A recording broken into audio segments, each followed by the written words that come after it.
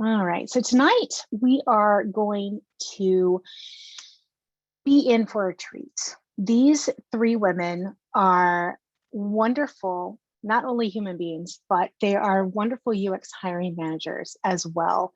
And they are going to provide their perspective on what hiring managers look for in a UX research candidate. I've got some questions around what a newbie should be doing in order to help their chances at getting that very elusive first UX job. And also some questions around demystifying the process on the hiring manager's end. Like, what goes on when you send in a resume and you don't hear back for 4 months? Why not? What happens? And some other questions. And so what we'll do is I will have the discussion with our panelists for around 45 minutes, and then we'll open it up to questions from the audience. If my questions are fast, we'll just open it up to questions from you guys from the chat window, and I'll relay those to them and hopefully get some of your wonderful questions answered as well. So tonight we will be hearing from Angie Nery, Ona Anicello, and Paula Desmond. Angie studied applied cognitive psychology and human factors, which has been the foundation for her love of research.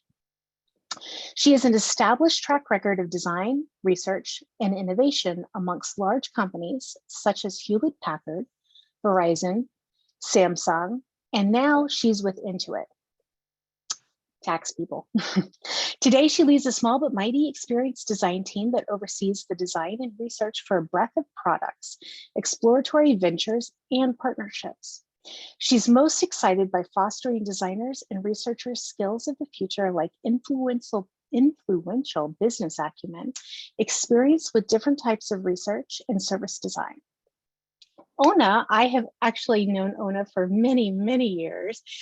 She is currently the Director of Design and Research at Alaska Airlines.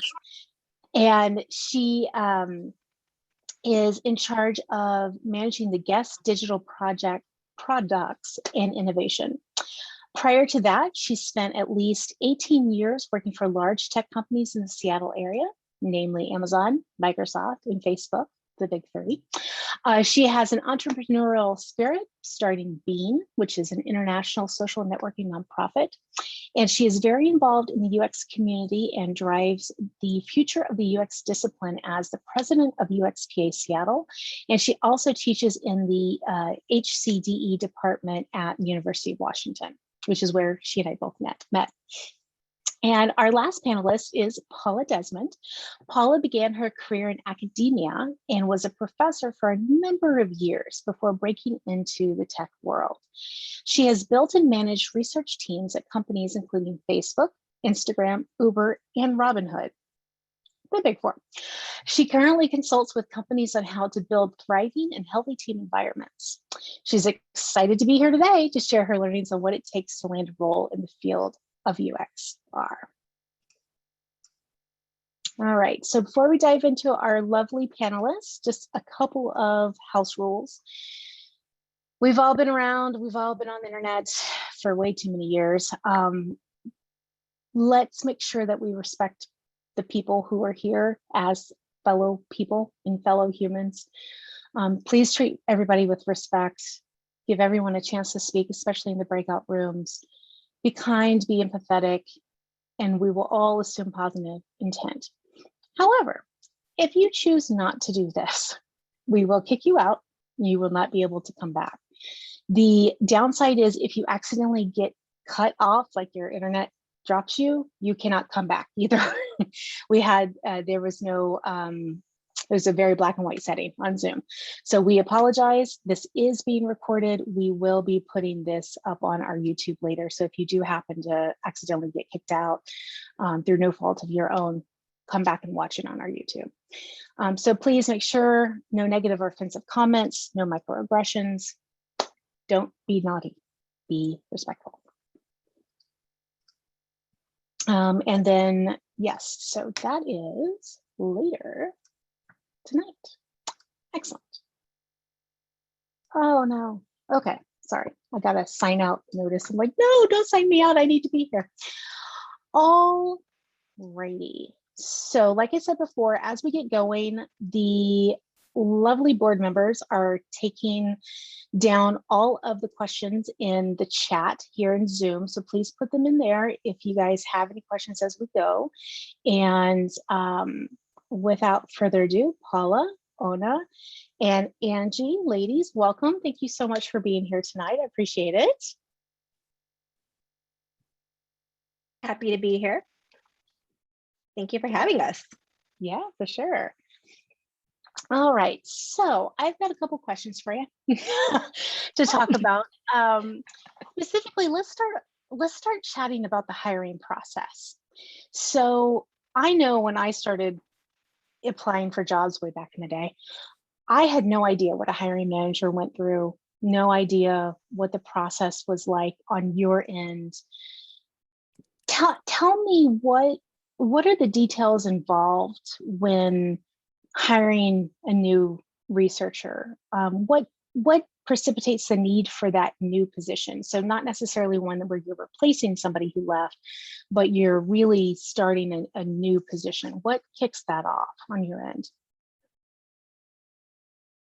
I can jump in first. I think a business need, obviously looking at the business, if new streams of work come up within the business, that's a critical driving force. Within our own teams as well, within my research teams in the past, there's been a need for example, strategic work that goes across many different teams, what we call a horizontal researcher. And so that can be an example of a need that comes up within a team. So it can be from the business side and also from research within the team. Awesome. Yeah, Angie, how about you? Oh yeah, go ahead, Ellen. Oh yeah, sure. I was just gonna say, I also kind of look for, depending on like the maturity of the team and what we're looking for is like our balancing out our team. We might have at a given time a bunch of senior researchers who are doing strategic research, and we might have some bandwidth to mentor some junior folks. And so we kind of look at like balancing out the team and bringing in different perspectives. And so if it is a junior person that we're looking for, we tend to kind of like look to see if that will fit in with not only our business needs, but the makeup of our team as well. Yeah, plus one to Paula and Ona both. So it is a combination, at least on my side of things, where it's a business and a culmination of the team needs as well and the project needs. So all of those things, and hopefully the stars align, and there's also budget and everything else that logistically you also have to enable that position to be launched essentially. So, but plus one to both of those. Exactly. Awesome. So I know you ladies are not guilty of this, but I'm sure you've seen those job descriptions out there, which are kind of like a magical unicorn, someone who never gets to sleep. They do all the things. They code and they test and they design, and they're actually somehow selling the thing on the floor too, to your customers. How do you go about crafting the job description for your research positions that you advertise for? Yeah, I mean, we kind of went through an exercise recently on that, and we try to keep them sort of like fresh and current, especially in like today's market and societal issues going on. And so some of the things that we look at is not only like the skills, but like making sure that we're being inclusive of many folks to apply to our job, knowing that we're in an environment, a collaborative environment that isn't just about the bottom line. It's also about like learning. And then we just put in recently a couple of new nuggets of accessibility and inclusion is really important, and just also at Alaska in general, looking at as part of your role, it is now your job to create an inclusive environment for folks on your team, and that actually is a job duty. So we try to, you know, be kind of broad in what we're hoping that we can, you know, get at in terms of skills, but then we're also trying to be relevant to the market and societal needs as well.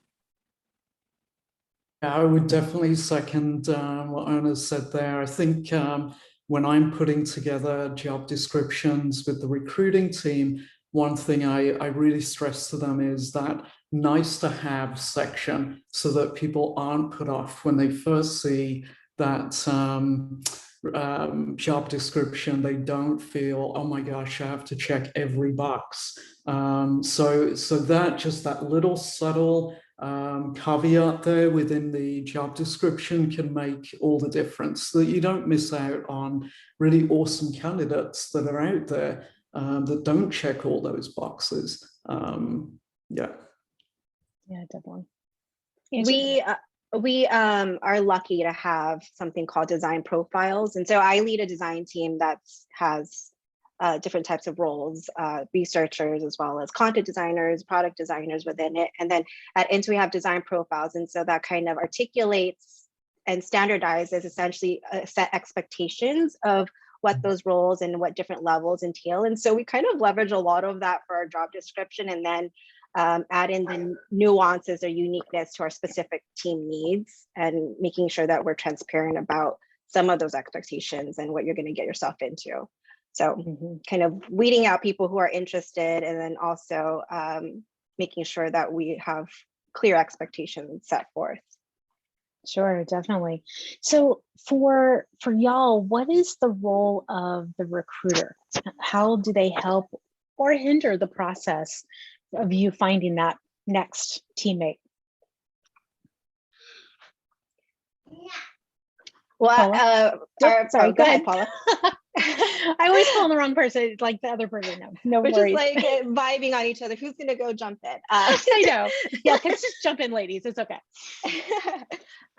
So, see, now I forgot the question. But the recruiter. How do they help or hurt? So, that one's interesting. They do help in the span. The hurt question is very interesting, actually. They are tremendously helpful. Obviously, they're in socializing the listing and making sure that we're getting a diverse pool and sample to look at. The hurt part is that can also be a bottleneck, right? Like it could take time for that to happen, for them to look at portfolios, to look through resumes, to make sure that they're going through and screening all of those before I, as a hiring manager, am able to see any of that. So that's where I think where the hurt is, and the benefit is obviously somebody's doing that job for me, and that could be hundreds of people potentially that I don't necessarily always have to look at. But yeah, Paula? Yeah, I would definitely, those are some great points there. I think, you know, in the past, I've worked with a range of different skills from recruiters. In one situation, I actually worked with a former UXR, former researcher who went into the recruiting space, and that was obviously gold, because they really had a good sense of the kinds of terminology, the things and, you know, skills that I was looking for. They had a really good sense of that. But in a case where that's a rare situation, usually I work very, very closely with the recruiters throughout the entire process. So even putting together a rubric for screening questions with candidates, I actually work very, very closely with recruiters on that, phrasing and those sorts of things, so that they have a good visibility into the entire process end to end. So it's not just sourcing, that they feel very much bought in. I think that's essential, the whole journey, as it were. Yeah, I kind of follow the same process too, like really starting on early when I have, you know, the job available, meeting with the recruiter and really discussing like what it is that I'm looking for, the skills, maybe some of the, you know, the emotional intelligence, you know, pieces to that as well, like values that we might be wanting to bring into our team. And then I always like to tell the recruiters that, you know, I'm really looking for, you know, somebody that not just all fills the bucket, but like maybe they have something unique skill. So if they see something that's interesting or so on, like I love to, you know, interview that person as well, because I'm always looking for new ways or, you know, bringing our team, having more diversity and so on. So I just like to have that conversation up front with the recruiter so that they have kind of that understanding. And then also just to let you guys all know, like there's like hundreds of applicants that we get for any, you know, given position. And so they're, you know, they're usually recruiters have many roles and positions that, you know, they're recruiting for. So, you know, it does take a little bit of time. So even though you might, you know, apply for a position, it may take a few weeks, if not longer, for them to even get to you. So like, don't feel discouraged on that. It's just that there's, you know, quite a bit of work that they're having to do, managing so many different recs and so on. Gotcha. That's a good point for sure, because it can be lonely on the other side of the process. Along those lines, and I've been looking at some of the questions that have come through the chat, and I had a question about this. There are a lot of people who are looking for their first UX job, UX research job, UX design job. What advice would you give them in terms of standing out, putting their best foot forward, whatever they can do in this very competitive market these days to get the eye of that prospective hiring manager or the recruiter first? Yeah, I mean, I've seen a lot of this, and like the couple things that just come to mind is, especially for some of the junior folks, is just being prepared. I think like having your elevator speech about, you know, who you are and like what you're looking for.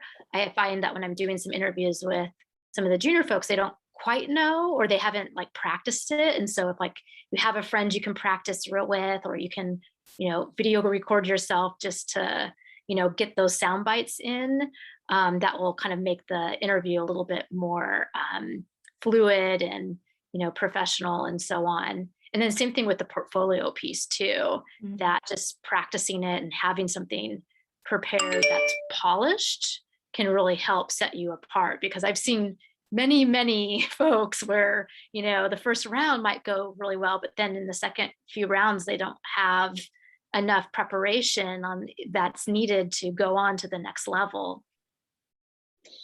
What would those things be? Like, what were they missing? Yeah, I mean, like in the portfolio, it could be just like a couple of slides about yourself, what you're interested in, what your values are, then going into your, you know, maybe like 2 or 3 projects and like being very explicit of like, here was the problem I was trying to solve, here's how I went about it. There's no right or wrong answer. It's just like walking us through what that looks like in kind of a clear and a succinct way, and being really crisp on like what you contributed to that project versus like maybe what other people did. Because sometimes it's ambiguous. Like, did you do all of this, or was it like this? If you did that piece, that's totally fine. We just want to understand what you did. So there's not like, you're not being dinged because you didn't do something. We're just trying to understand what you did so we can understand like what level we could bring you in at and so on. Gotcha. Yeah, all of that I think resonates very strongly with myself. Just even that initial interest in the company. Why are you interested in that company? What sets it apart? For example, Alaska Airlines, why do you want to be there? Well, why do you want to be part of that company versus Facebook, versus Apple? What is it about the company that really resonates with you? Is it the mission? Is it hopefully so? So I think really expressing that and making that very, very clear can really set you apart. Just even that simple having a crisp message there, I think, is super important. And then with the portfolio, storytelling, that's such an important piece of the portfolio.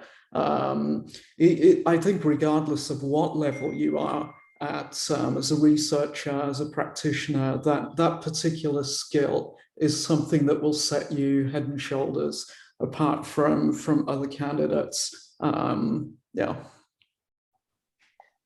Yeah, storytelling, I think, is my probably number one, honestly. And because it manifests itself in your portfolio, right? Because your portfolio is a reflection of who you are potentially as a researcher and a designer or whatever it may be that you're applying for.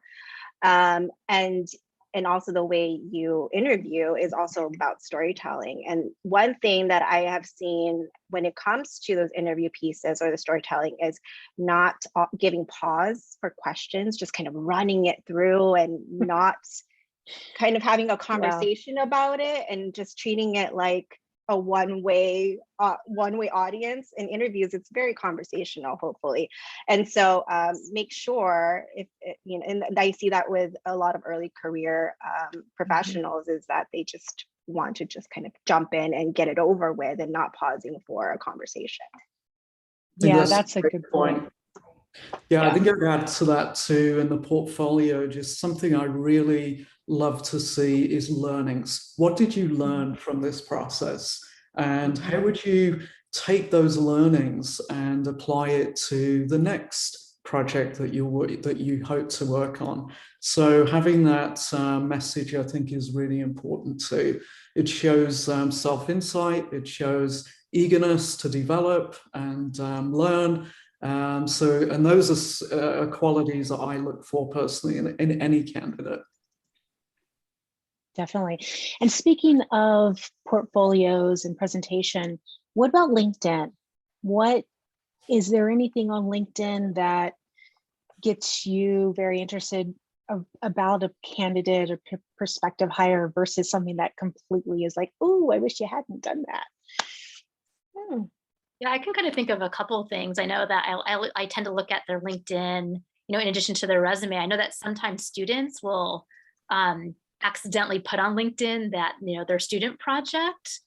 They'll put it as if they worked at the company, and when it's really like volunteer, like, or it's like a class project. No. So sometimes it's confusing, or it's like, well, did you work there or did you not? And so then, you know, it's just like representing yourself like accurately, I think is important. You know, just so that we know, like, was that a employed, you know, opportunity, or was that like a volunteer project, which actually could be super awesome, you know, in terms of just showing your self-starterness, or if it was a, you know, a class project, I just would like to know that too. So I see that a lot in LinkedIn. But I'm usually just like, I usually look at the resume first, and then then if they're like on the resume, I might click on the LinkedIn or like the portfolio piece, and just to get more information about the person and just kind of scan through it real quick. In general, I don't have like a lot of time. So when I'm looking at resumes and LinkedIn in general, I have like 2 or 3 minutes to kind of go through it as quickly as possible to say like, okay, I'm gonna move on to, you know, interview this person or not. So it's not a lot of time, unfortunately, because we're so, you know, busy with so many applicants and other projects. So that helps too, for people to know that it's kind of, it's not, we're spending a half an hour or an hour on each person. This is pretty quick. I would say too, one thing I look for is participation in the UX community. How involved and plugged in is this person to our community? That's something that I certainly look for if I click on a LinkedIn profile.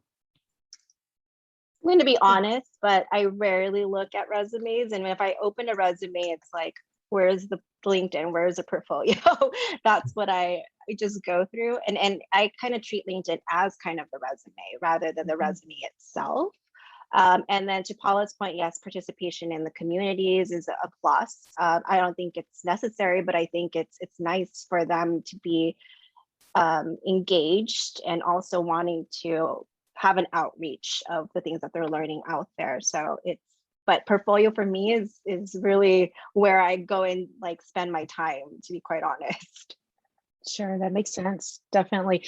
And I know, like, I've been at a couple companies where we use Greenhouse, and so they'll attach the LinkedIn profile and the portfolio and things, so we could look at it on our side before we interview the person. So this is after they've gotten past the recruiter.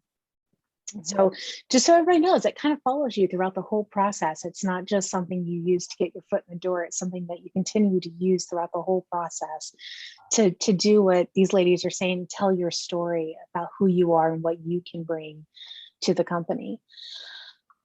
I know that I've seen a lot of jobs out there lately, and we've got a lot of questions around this particular thing of the title starts out so promising, junior researcher, and then you start to look at some of the bullet points, and like the first 2 or 3 of them always include 2 to 4 years of experience. What are y'all's thoughts on this? Like, how does somebody that does not have 2 to 4 years of experience, but clearly could be a junior researcher, how do they overcome that, or what can they do to put themselves in that spot where they can feel like they could, to Paula, to your earlier statement of like, we'll put that little statement in there that hopefully tells you can apply. How do we get them to feel like they can apply to these positions that say 2 to 4 years experience for juniors? I say don't get discouraged by that number or those numbers, because I think that's just more of a guideline than a requirement these days. Particularly, I don't even look at that. I don't even know how many years of experience you might have. I want to know what experience you have done and experienced, right? Not necessarily, you could have a breadth of experience in 6 months, and you know, it does not equate, in my opinion, to 2 to 4 years. So I would highly encourage everyone to kind of take that with a grain of salt. I agree. I think, you know, it does depend on the company, because I know our company, if it says 2 to 4 years experience, you have to have that. If we want to open up a role that's like a junior position, it will say like, you know, 0 years experience and like a bachelor's degree or something comparable if you don't have that educational piece. But coming from tech industry, like, yeah, doesn't matter, because like the person can be like just super talented with very, very few years experience, and we can hire them at a very high level because, you know, they just have that talent. Or, you know, maybe they just, you know, on the flip side have been working for so many years, but maybe placed at a different level. And so I think it does kind of depend on your company, because, you know, for an airline, there is rules and regulations that are different than some companies that we have to follow. But for the openings where we know we want to get somebody in who's more junior, then we open up that, you know, 0 years experience level. So that way we can actually hire somebody at that level. Absolutely. You know, I've worked at companies where we really look for an internship opportunity for a candidate that just is very, very promising, and they're coming straight out of school, and that has given them a springboard then to get a full-time position at the same company. For example, Facebook have seen that there. Outside of that situation or opportunity, to what Angie and Ona have said, I definitely wouldn't get discouraged. I know in the past that I've put together with the recruiter opportunities that don't require 2 years of experience. And so those opportunities are out there. So definitely wouldn't look at that number and feel straight off that you shouldn't apply. Yeah, and definitely. and I also want to add that in some cases that you know, if it is a higher level, if it's not necessarily junior, if it's still ambiguous whether it's a junior or senior or whatever it may be, because titles differ, right? Yeah. In different companies. So it's okay to be adventurous and try it out. All they could do is tell you no. And if you do make it to those steps and at the very last round, and then you might not feel like you are at that level, they will also maybe potentially lower the level for you so that you can have that opportunity and help yourself grow in that capacity to meet you where you are supposed to be with that level. So those are just some heads up that there might be some workarounds if you are a great candidate and you show your worth. That's a great point, Angie. Yeah, I know my manager, who is technically the hiring manager where I am now, she's done that for a couple of people who have been hired onto the team, that they've presented and we really liked them. They were a good fit all around, but not for that level that she thought she was hiring for. And so she changed it. It's not, for at least at this company currently, it's not a big deal for somebody to change the level. I know it can be depending on your organization, but it's one of those, go ahead and apply. You never know what might happen. For those of us out there who are transitioning from any other industry into UX, are there any tips or tricks or helpful hints that you ladies can give somebody in that we haven't already covered around, like how to get them their foot in the door from a different area? I mean, I think we covered it, but it was like, if you have volunteer, you know, like you might be in a different discipline, but if you want to get into UX, you might have some pro bono work that you did so that you can kind of show, you know, self-motivation in that area. You actually have some portfolio pieces. So I think that that can be helpful. I always enjoy seeing those pieces. And then also, like, you know, don't like underestimate the value of networking. I think that's really important in business or just in the UX community, that, you know, a lot of jobs that I've gotten is because I've, you know, been able to network and build relationships with folks, and they know my work, you know, they know who I am. And so it makes like the interview process a little bit more easy. And so I think building your network can be helpful as well. I would echo that. The network that you build is critical. That's why I would really encourage you all to participate in UXR events, get into the community, get plugged in, because you can solicit advice, not just from us today, but from your network. So lean into that. And I think that's an awesome opportunity to really, you know, just get more information around these questions that you're asking today as well.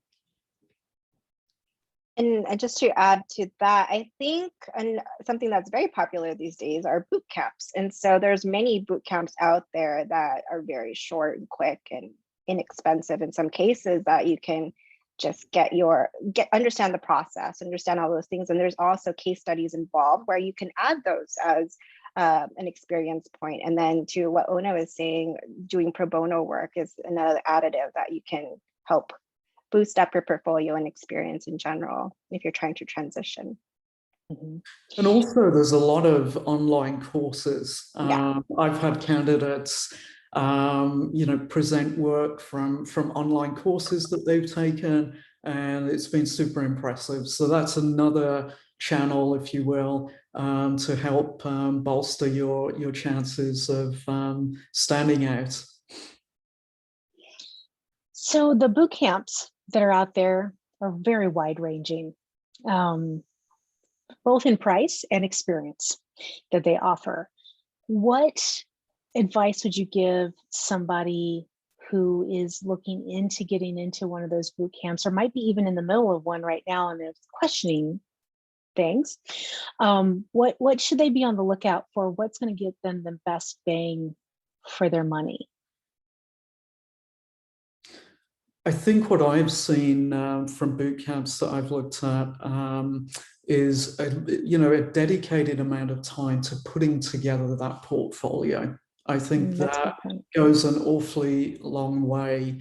And also boot camps that really give a good breadth of methodological skills and having a good set of understanding of those methods, when to apply them, how to apply them. Those are some qualities of good, solid boot camps that I personally look for. I have never joined a boot camp, but from those that I've seen, I would say anything that you're doing rather than more, I guess, studying and that type of stuff. So application is important. And so not just learning about it, but applying it to something. So you have to really look at, like, is this going to give me that opportunity so that I can try and fail and learn more. Yeah, I don't know which one those are though. I don't know. Yeah, I don't know. Yeah. Yeah, I agree too. It's like that practical piece of it. There's a lot you can go into around like theory, but I feel like for user research and design, it's a lot of just, almost like you get that experience on the job or by doing. And so you can read all the books you can, you want on it, but like it's really just, it's different than actually just doing it. Then you learn a lot more just because you're like, oh, this is actually how it works, or like in theory it should work this way, but it doesn't in reality. These are all the compromises you have to go through. Yes, and then you can use that in your storytelling, right? To say like, this is the project I attempted and this is how it went and this is what I learned after attempting that project. Totally. Paula? Yeah, I think too, what I have seen with a couple of candidates that has really impressed me is going above and beyond that boot camp, learning to prototype. That has been something that's impressed me. A candidate that has gone outside of their comfort zone, maybe learned that, gone that extra mile. That's impressive to me. And not just prototyping, I'm giving that example, but there's things that you can do that will set you apart. Definitely. And along those lines, what are y'all's thoughts on giving a candidate exercises to do? I know when you're hiring designers, it's often a design exercise. Researchers kind of get a research exercise to do. What are your thoughts on that? And if you do like them, what are you looking for? I personally love research exercises, and it's not to put people through some kind of daunting experience. It's really, there's no right or wrong answer. I'm looking for how you think about problems, how you solve and how you approach them. The thought process is really the key element here. In terms of method knowledge, I do think that's terribly important from the if what is a red flag for me is don't feel bad, Angie. I've got dogs here too. They're under strict instructions not to bark. I really look for, red flags to me are inappropriate application of a method that really would stick out to me as being concerning.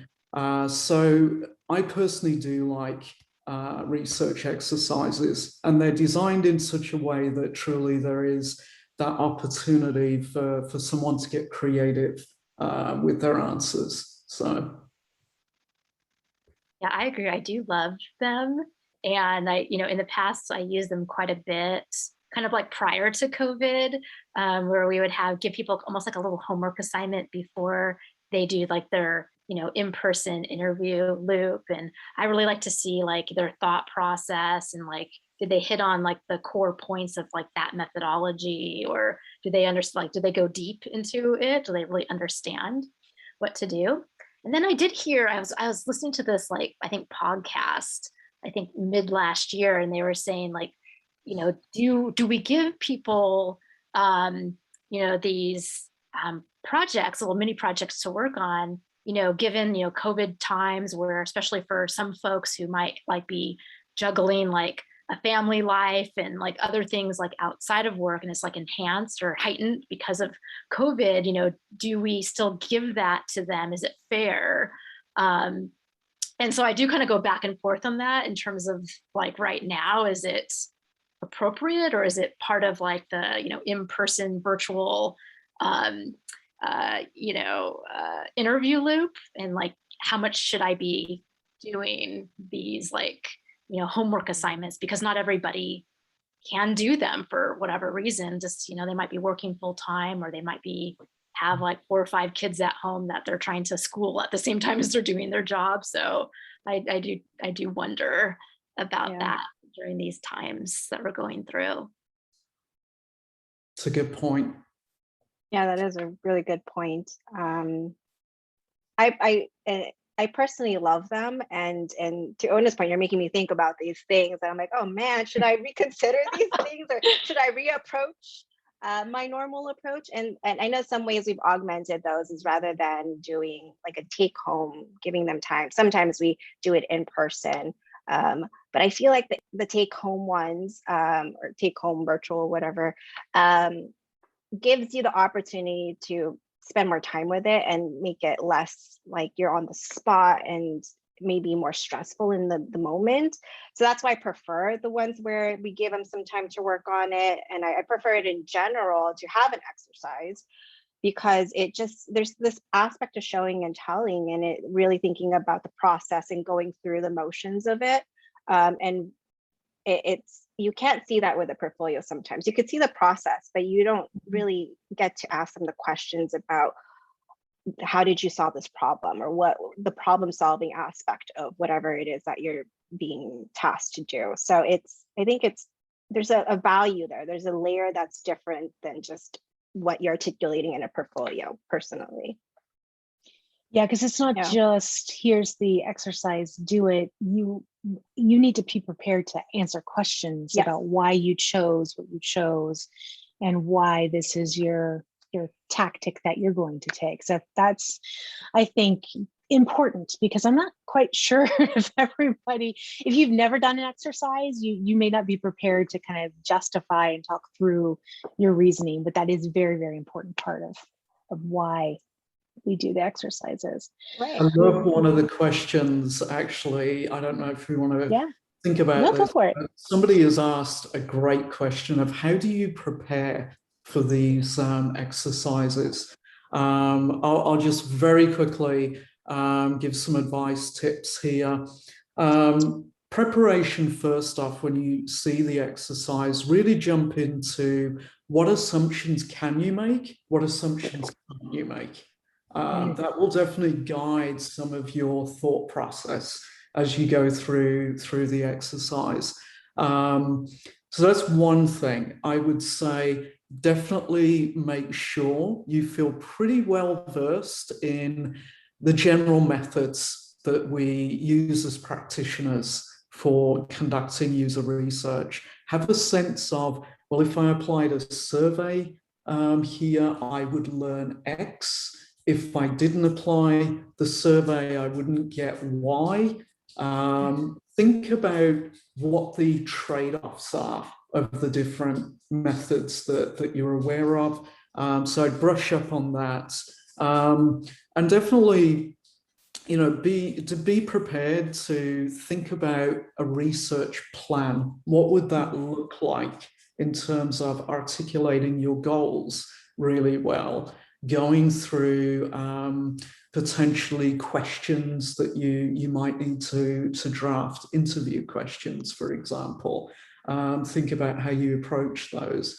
Those are some general tips that I would definitely think through, and how you'd go about when you have completed the exercise, disseminating those findings. How would you draw insights from the research that you potentially would have done, and making those insight statements really clear? So yeah, I'll stop there. That's great, Paula. Angie, Ona, any other things you'd like to add?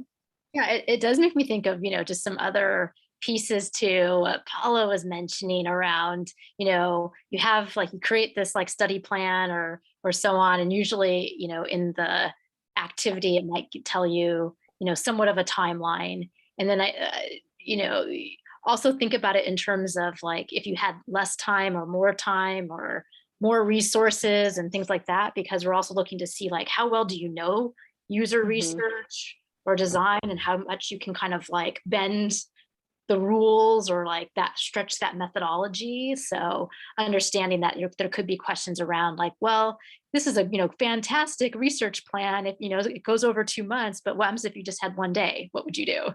Because sometimes that happens in industry where you don't have the full disposable, you know, to be able to do all the research you want to do in the time frame you want, you know, and so looking at that too can really help see test the candidate to see if they're able to think on their feet or in like the business sense. And I think too, as well, if you're able to show the stakeholders, the partners that you would work with, and how they plug it in to the research problem would be great. I think that is really important, that kind of cross-functional, what we refer to cross-functional collaboration, the different stakeholders that you might work with, data science, PMs, that kind of element to the exercise too. I think that would be good.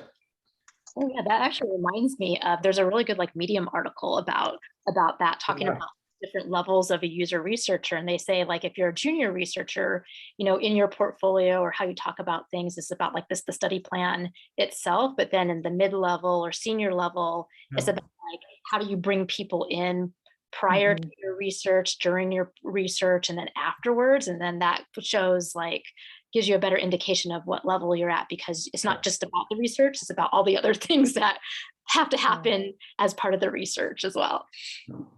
Angie? Yeah, so I mean, I think you guys have captured a lot of it. The one thing that I've seen in many interviews that seem to falter when it comes to research and design, both the research and designers, is getting crisp on your measurements of success. So it's one thing to understand your problem, but a lot of people think that usability and sus and those type of metrics is that's it, I'm done. But if it's a good sus, I'm good. But are you really solving that problem that you stated? That could be a whole different type of ballgame. That could be other measures that and it could also be latent. It might be something that you might have to continue to monitor and test out after the fact. And so understanding, I say double check, does this answer the problem that I'm trying to solve for? And usability is only one facet of that. Those metrics are just one layer. There's could be multiple ones that you're trying to aim for. And I think I see a lot of people miss that. That's a good point. That's good for me to remember too. Definitely. I think a lot of these exercises are really testing not just thought process, but going a bit granular, the how and the why. I think that is a key part in terms of the answer that I get from the candidate. I think about it in a framework of how and why. I think that's an important piece to it too. Definitely. So we've got a few more minutes left here in our conversation. For y'all, what is the most frustrating part about hiring?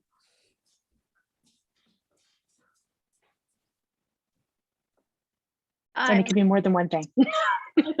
I mean, especially nowadays, I mean, people are pretty good. It's like you interview like 10 people and you want to hire them all. And tell the person like, oh, sorry, we can't offer you a position, even though they're like fantastic. That's been the hardest thing, I think, right now in these times. I would agree. There's just great candidates out there, and you want to be able to create more positions. I think some of the things that come to mind for me are being able to really fulfill sometimes the needs and the hopes and the desires of the candidate. When you think about, we think about interviewing the candidate is also interviewing us, as they should. And I would encourage that you do that.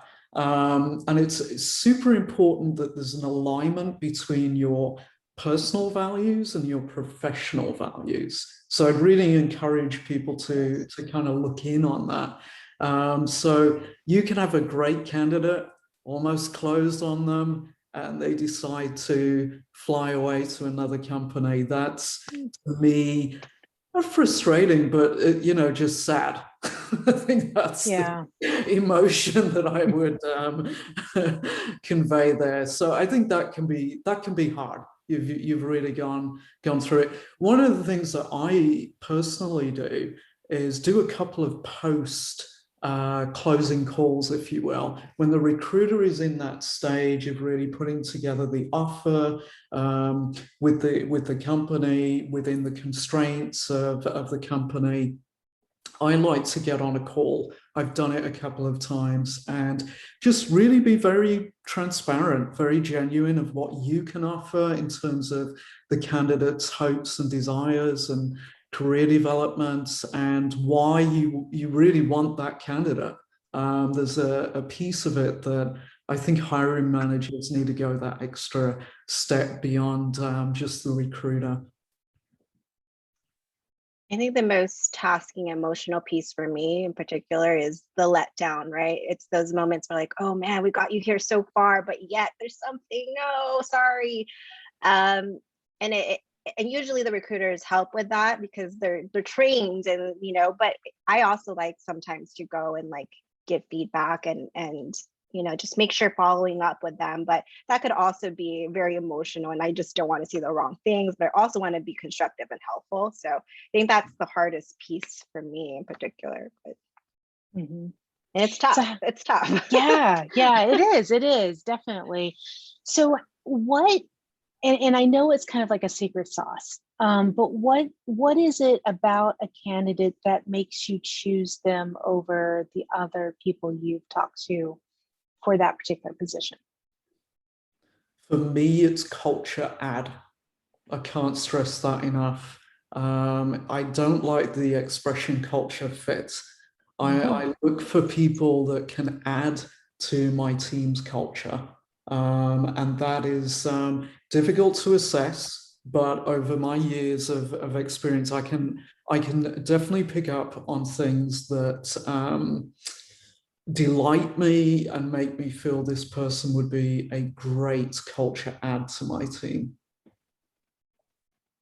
Yeah, I think that I agree with that wholeheartedly. It's you know, the culture add, and maybe like a nuance to that is their attitude. I think you can be like the greatest researcher, but if you know, if I'm comparing two great researchers and one has that, you know, great, you know, culture add, but one doesn't have like the attitude, like, you know, like I'm smarter than everybody, I'm better than you. I mean, it doesn't have to be that extreme, but you know, I look towards somebody who, you know, can really work collaboratively with our teams and have like a attitude of learning and positivity.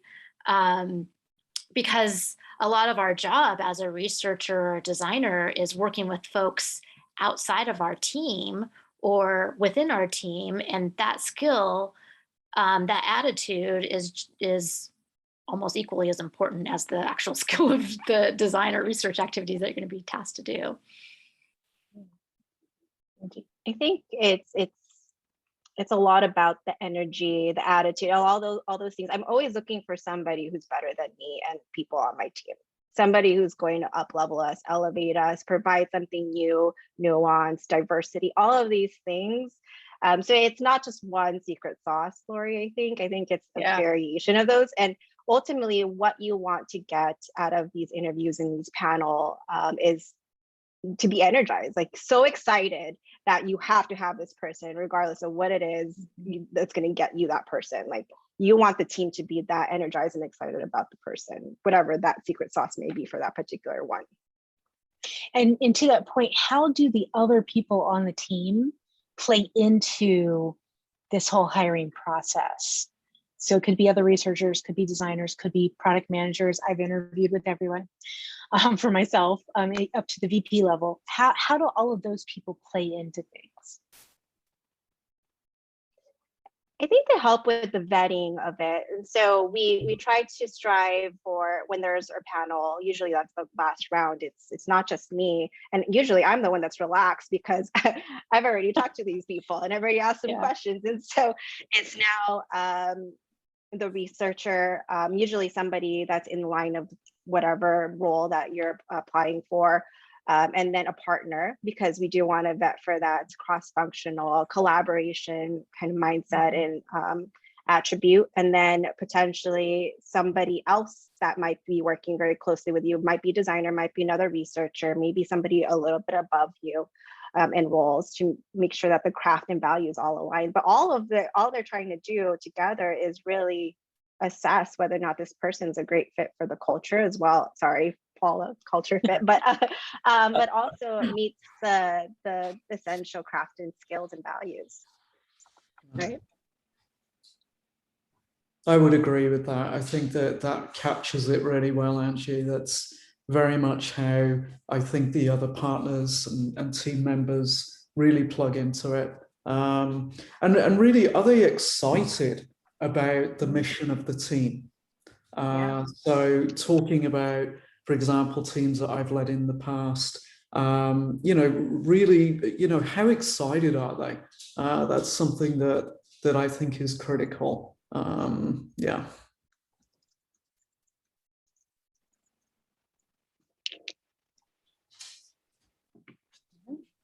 Well, ladies, do you have any last words of advice for anybody who's out there in the job market these days?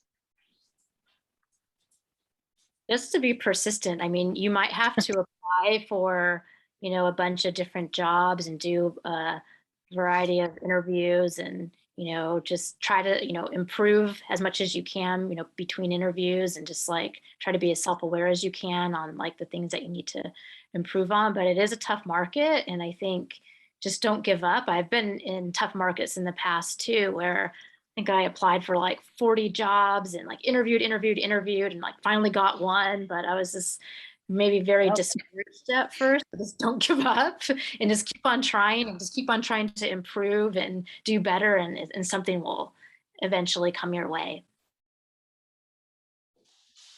Yeah, I think that's critical.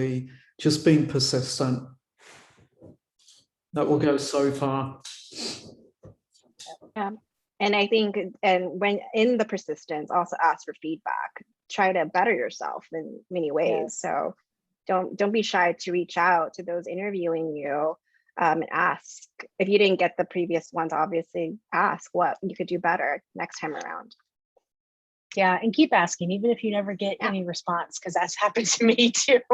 Because you're like, how can I do better? And you don't hear from anyone. So yes. Well, ladies, thank you so much for joining me and 400 and almost 75 at some point of our closest friends from UX Research and Strategy on this panel. I really appreciate it. This was amazing. Thank you for sharing all of your hard-earned knowledge when it comes to hiring and all of the things that you guys go through and look for in your quest. So I really appreciate it. You're welcome to hang out. We're going to let everybody have a moment to think of if they're going to stay for the networking portion or if they're going to leave for the networking portion, and give them maybe a minute or two to decide, and then I will break out everybody into breakout rooms. But you three are free to go if you'd like to, but you're always more than welcome to stay and hang out as well. So thank you so much.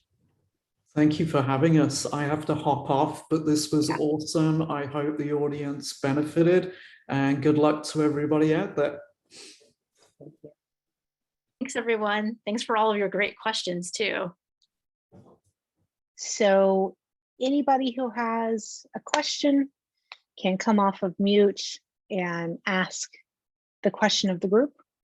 All we ask is that you give time to other people to answer questions. If you've answered a few, let other people have a chance to get in there and answer. So we've got 1, 2, 3, 4, 5 hands up. Priyanka, I'm sure I did not say that right. I apologize. What's your question? That was actually pretty good. Okay. So my question is, so I'm a new grad UX researcher, and I have offline versions of some work samples, but the online the online version where the application says put your website here, like I just don't have that together quite at this moment.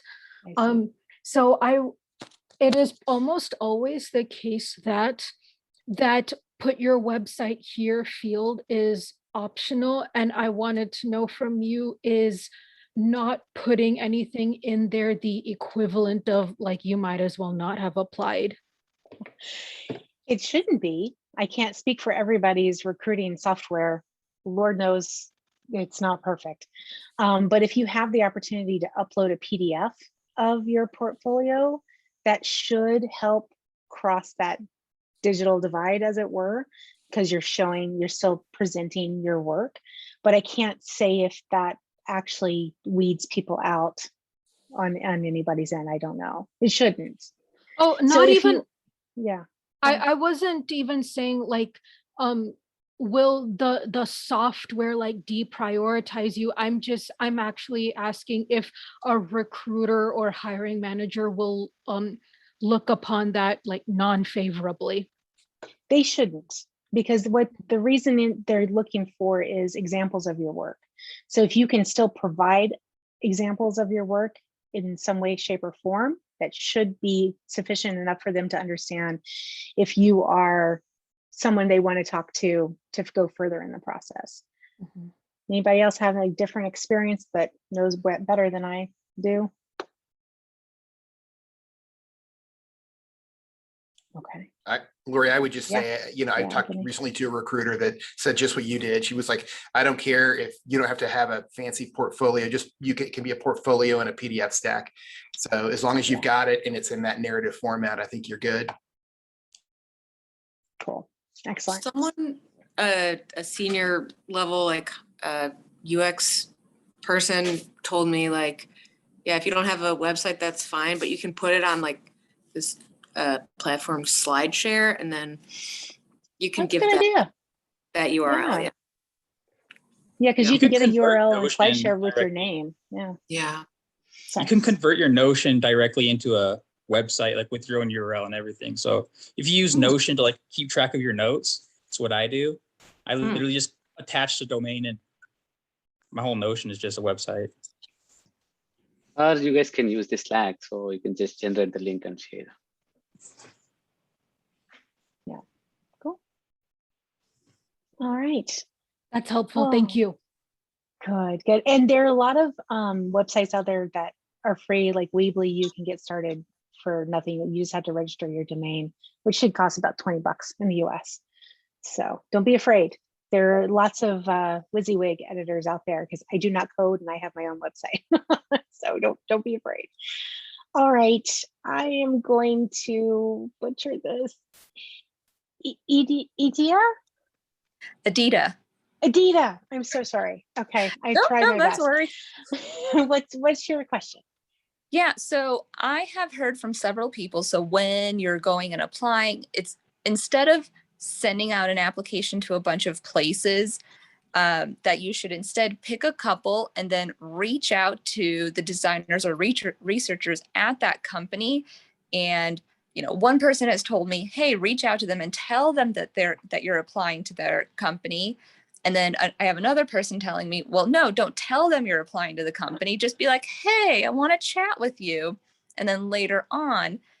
So does that even matter? I don't, what's correct? Totally. I know, because nobody wants to be that person, right? I've had people reach out to me on LinkedIn and say, hey, I want to know more about your company. I want to know more about the research group at your company. Do you have 10 minutes? They didn't mention that they had applied. I don't know if they did, because I can't go into Greenhouse or the system to see if they applied. But what I appreciated about their approach was that they were just looking to see if the company was going to be a good fit for them. So it's very much what Paula mentioned during the panel. I've been there. You got to pay your bills. You've got bills to pay. You've got school loans. You've got things you've got to write checks for that you may not have money to back those checks up with. You've got to have a job. But at the end of the day, you also need to make sure that the company is not going to be misaligned with your ethics and your goals, because if it is, you will be miserable. Sure. So it was good that they reached out to me. We had a quick 10-minute conversation. I could tell them about how the team was structured, what kind of work we did, without spilling any corporate secrets. And eventually, usually they say, well, I'm very interested in X position. So when that happens, I tell them, go online and apply, because I I can't say, well, I'll hand carry your thing to the recruiter. That's just not how it works. You have to apply through the system. But hopefully the information that they and I talked about helps them to either craft their cover letter or whatever else that they want to do in their presentation that they're going to put into the hopper to apply for. Other people and other opinions? I have one comment, kind of suggestion based on my own experience. So Edita, or sorry, yeah. Yeah, that's good. So like similar to your experience, I got several different suggestions, like and I wasn't know what to do. It was among my resume. One like mentor said that it doesn't have to be one page, it could be 2 or more pages. Right now it's just PDF, they need to just scroll down. And others said it's too long, like just make it shrink 1 page. And one said that like push down your education and then bring up your experiences. And the other said that no, you are recent graduate, and put your education up, you need to highlight that. So everyone has different opinion. I think you just need to gather information and then make up your own style and go with one, because at the end of that, I was gonna go crazy. Like everyone has different opinions. So I was It's so true. They do. They really, really do. And I'll add mine in there. You may actually have to change it up depending on who you're applying to. yeah. So if you do reach out to somebody and you say, hey, can we have a coffee chat or whatever, and you ask that question, what's more important, experience or degree? And whatever they say, maybe you flip it on your resume, and then that's what you submit to that job. And then another job wants it another way, and that's what you submit to the other job. It's infuriating and time consuming and a job in and of itself to look for a job, but yeah, I hear you. Wow, yeah, that's so true. But yeah, I like that what you mentioned, how someone reached out to you, non-threatening, like, hey, can I have 10 minutes of your time? I want to learn more about your company. Yeah, that's definitely helpful. Cool. Awesome. Thank you. Yeah. All right. Anushka. Yeah, that's right. Okay, good. I was wondering if, if while choosing your specialty as a researcher, as quantitative or qualitative or mixed methods, what do you think, is there one that, recruiters look at more preferably or not? I'm starting off in my journey, so I just wanted to know what your thoughts are. My personal thought is choose what makes you happy. There will always be roles for quantitative researchers. There will always be roles for qualitative researchers. There will always be roles for people who like to do a little bit of both. But choose what makes you happy. If you hate numbers, you don't want to be a quantitative researcher, even if that's what 5 jobs say right now. Choose what will make you happy. The best researchers I've worked with are the ones who can understand both aspects and understand what makes each weak and strong and how to put them together.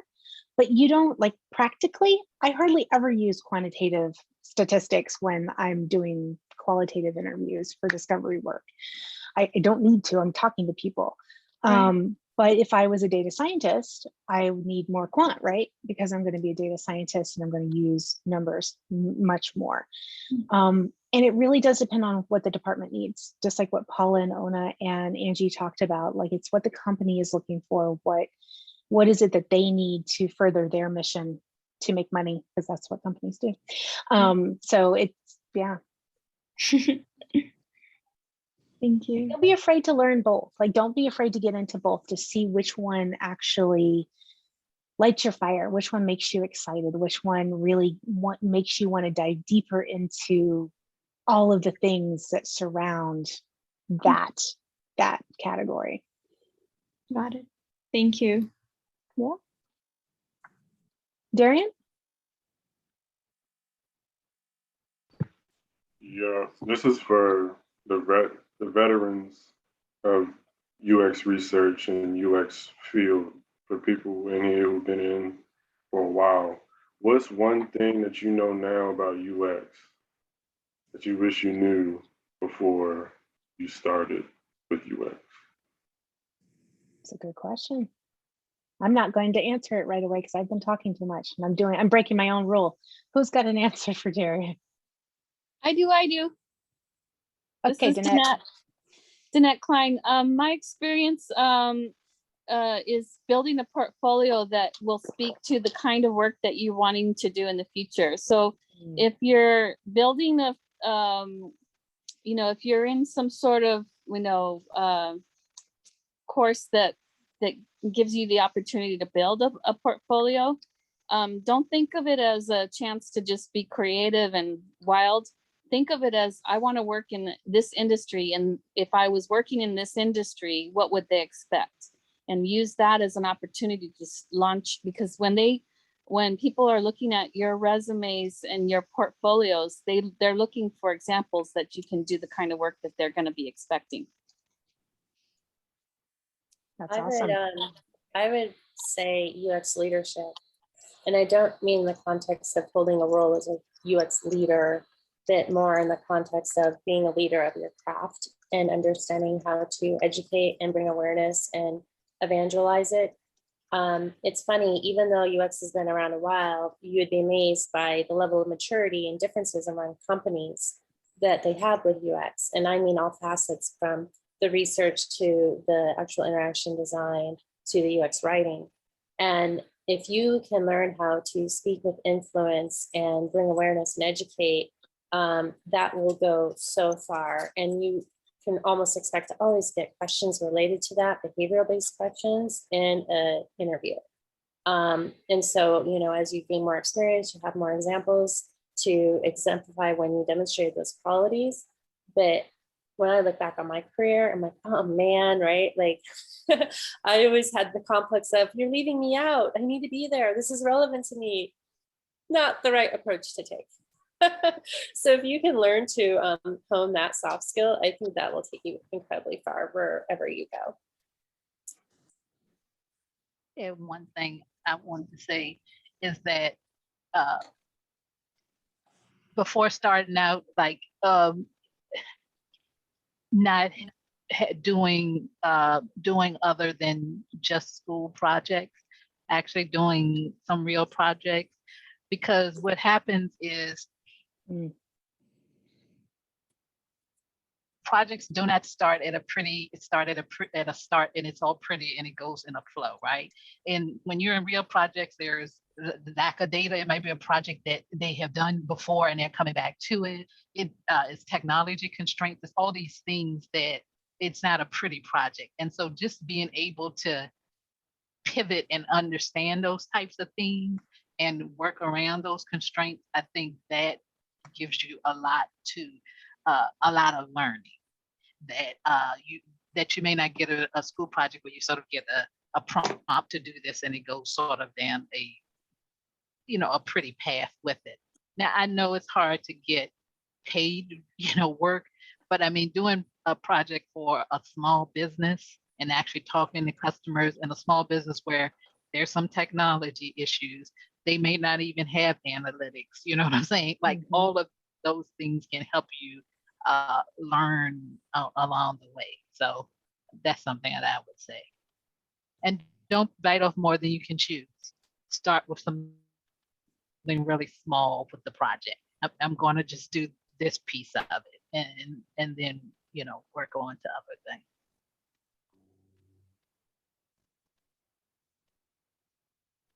Yeah, one of the things that I wish I had been aware of was to not look at my boss as my mentor.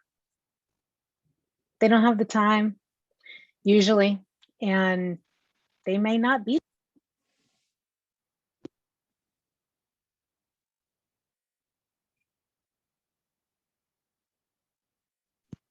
I think we lost your audio, Lori. We lost you. Oh, Lori. Can you hear us?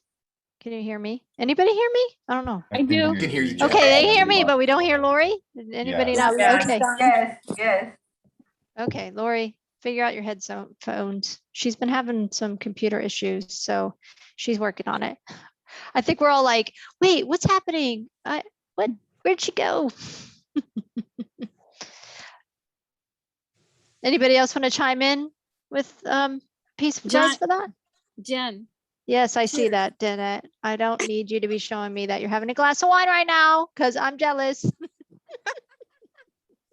said happy hour. It is. It is. I know. Okay. There Now she I'm is. back. Jeez. Well, this is what happens. Like I'm on 12% on the other earbud, so I had to move them. So the one thing that I wish I had known was that my boss was not my mentor. My boss was my boss, and they're busy. And they may not be the right person to mentor you, even if they had the time. So to be very aware of where you want to go, find the people who are there, and then ask them to help mentor you into that space. That's what I wish I had known. Sorry about that. Anybody else? Any other advice for Darian? All right, moving on to Booker. Well, I have some quick Oh, advice. I go think for the it, Jen. original question was like, what do veteran UX people, right? So I'm not a spring chicken, so I'll put myself in that camp. You're always going to be learning. You're always going to have to learn new tools.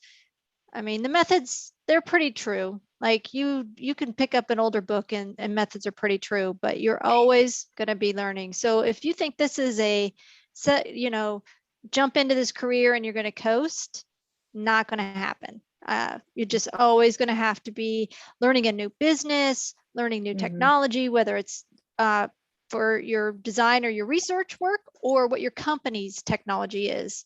So that would be my advice. You're always going to be learning. And it's so much of it is building relationships, even if you don't want to talk to other people, even if you don't, I'm not an introvert, Lori is, but there's introverts on here. I can tell because you don't have your camera on, but no judgment. I get it. But you need to find your UX evangelists, your allies, and you need to always be selling UX. I'm sorry. Yeah. Yeah. Always showing your value and always showing why it's important, how it's important. And it's every place I've been. No, I don't, if somebody has this UX maturity of 8, that must be where the unicorns all work. Yeah. Too, I haven't found it. I haven't found it. No, I'm not really sure it exists. That's what I'm saying, like a unicorn. Yeah. Brigadoon, totally. All right, Booker, what's your question? Yeah, I kind of wanted to throw back the question or the prompt for the last breakout room about difficult interview questions. If you guys have any experience with some particularly tricky ones and any good ideas about how to answer them. That's a very good prompt. I have a dope question, actually. Yeah. Any part of a car, which part, wait, did I freeze? You did a little bit, yeah. Nice, I felt it. Okay.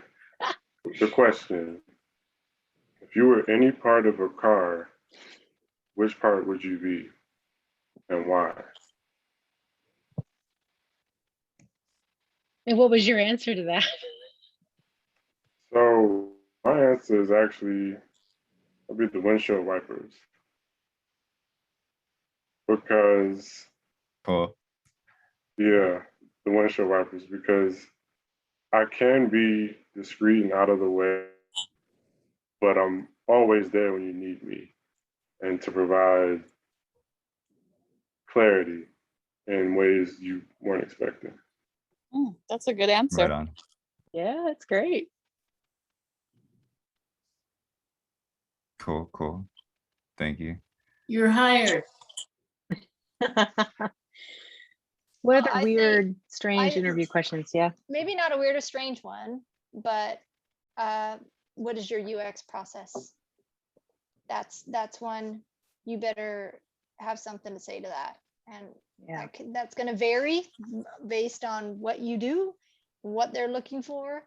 But really be thoughtful about 2 things. what your UX process is and what Ona mentioned, which is your elevator pitch, your concise, quick, 30-second, less than a minute overview of yourself. Practice that, perfect that. Yep. Excellent. Thank you. If anybody else wants to answer this question, that's great. Otherwise, I'm happy to open the Mr. floor up Reddy? to the many other questions. Mr. Reddy had an amazing interview question. And I'm actually like discussing it like in a side chat right now with the people. And I want to see like whether like what are the professionals, how you would diagnose this. So the question is, how do you measure if someone likes a UI color change without directly asking users or doing A/B tests? So basically it's like measuring success of a UI change without directly talking with people. I'll be devil's advocate here and say what's not important is whether they like it or not, but is it usable? Is it functional? I don't care about your preference. You want to, you want a pink button because that's your girlfriend's favorite color. Well, I don't really care about that. But is this button in line with your company's style, brand, and usable? Yeah, fundamentally, that's where we kept like coming back to like in every kind of conversation, like, is efficiency more important than whether or not like someone likes something? And if so, are those two things like, do they align? Like if something works versus how good something looks, like, I don't know. Well, but looks means a lot of different things. Looks isn't just color, right? Like looks is fonts and white space, and there's a lot about looks, right? We are user experience professionals, not aesthetic experience professionals. For sure, but sorry, let me try to rephrase the question here. Basically, if something works, like if something is usable, does that mean that it looks good? Like if you flip it? No, I've used a lot of pretty things that were crap. And you can use a lot of well-designed things that are just a bunch of buttons and short workflows that get you where you need to go in a short amount of time, but they don't look like much. So no, they're not mutually exclusive at all. They should be in an ideal world, but they are not. And just go to any company that asks you just to reskin it and make it look more modern without improving any functionality. Oh yeah. There's your example of you just made it look pretty, but you didn't make it better. Happens a lot of places. Well, like Craigslist wasn't pretty, but it was very effective for a long time. You know what I mean? But it's not pretty. Yeah. Exactly. Because it enabled the people to accomplish the tasks that they came there to do in a easily perceived manner. Because the questions that I used to get were like, how many clicks? We got to get it under 2 clicks. Like, no, you don't. All you have to do is see, do they perceive it to be difficult? If they do, then we need to fix that. It doesn't matter how many clicks it takes. It's the perception of difficulty. So you may expand from 2 to 6, but now they're like, this is a breeze. This is great. It's the early days of UX. All right. Booker, was there anything else? No. Thank you. Yeah, let me lower my hand. I want to say, Booker and everybody else who's on here, if you're in our Slack channel, I would love to see this topic brought up and have some discussion around that, because I think I've got some questions. I don't want to take up the whole night of some crazy questions that I have. And maybe some are like goofy, or like the car one. God, if somebody asked me that, that's a great answer, Darian, by the way. I would not have come up with that. That's a good one.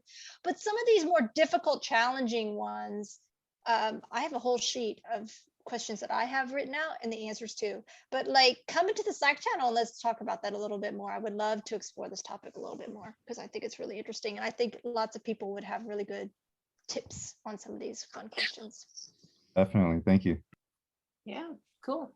All right, Brendan, what's your question? Hi, yes. So if you're a really good coder, and you're pretty self-sufficient, you can pretty much work remotely. I'm wondering if that's the case with a UX designer or a UX researcher. Do you have that option to work remotely? And is it recommended? Because I know that you're working with a team of other UX researchers and UX designers, and you want to be able to be there in person now that we're coming off this pandemic. But I'm wondering if that option is still available and can it work? I work remotely. I have for the last 4 years, I think 4 years. I'm not sure if I would recommend remote work for a newbie in research, unless the culture at that company is very remote centric, which is an oxymoron, I feel like. But they need to support the remote work. They need to support remote collaboration. They need to be able to not just have asses in seats to get ideas on the table. A lot of companies don't do that very well. They did not still do that very well in the pandemic.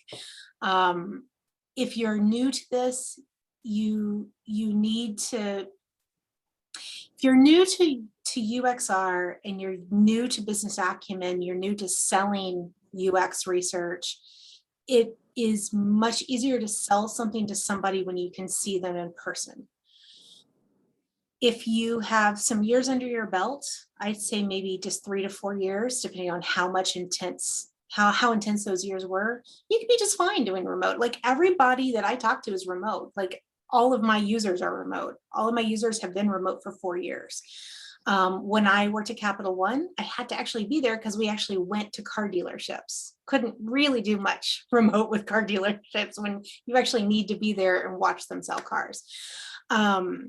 But there's no reason that you can't, once you get, I feel, a little bit more experience in research. Other thoughts?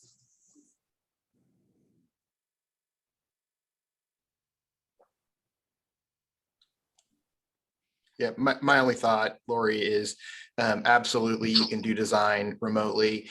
You can collaborate with others remotely. I think the hardest thing is really the ethnography, because there are some things where you just have to go and be in the customer's office or in their home to actually see it, but that a lot of other things can be done remote. So yeah, and asynchronously too. So just because you're remote doesn't mean you have to be staring at 5 other people on Zoom for 8 hours of your day.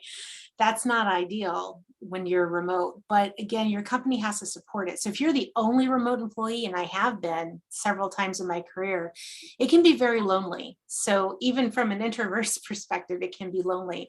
You're left out of meetings, or they dial you in, but you can't hear everybody because they didn't go to the right video conferencing room.